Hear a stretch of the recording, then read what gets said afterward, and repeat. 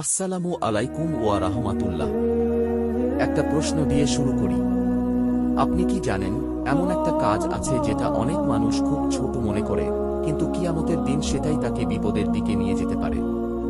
সেটা হলো মানুষের হক নষ্ট করা। আমরা অনেক সময় মনে করি শুধু নামাজ, রোজা, তিলাওয়াত করলেই যথেষ্ট। কিন্তু যদি আমাদের কারণে কারো মনে কষ্ট থাকে, কারো টাকা অন্যায়ভাবে আটকে রাখি, কারো ইজ্জত নষ্ট করি বা কারো প্রতি জুলুম করি, সেই হিসাবও আল্লাহ তাআলার সামনে দিতে হবে।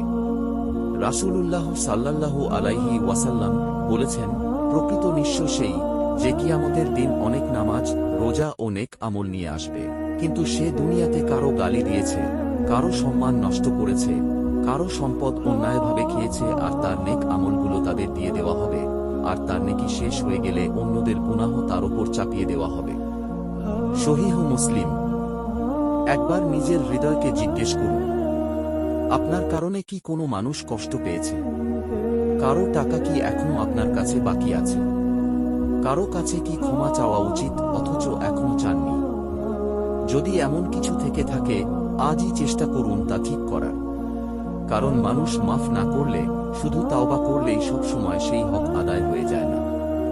মানুষের হক মানুষের কাছেই ফিরিয়ে দিতে হয়। আজই সিদ্ধান্ত নিন, কাউকে কষ্ট দিয়ে থাকলে ক্ষমা চাইবেন, অন্যের অধিকার থাকলে ফিরিয়ে দেবেন, আর আল্লাহর কাছে আন্তরিকভাবে তাওবা করবেন।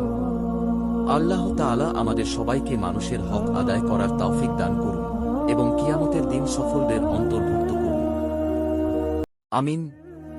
যদি এই বার্তাটি আপনার হৃদয় স্পর্শ করে, তাহলে অন্যদের কাছেও পৌঁছে দিন এবং চ্যানেলটি সাবস্ক্রাইব করে দিন।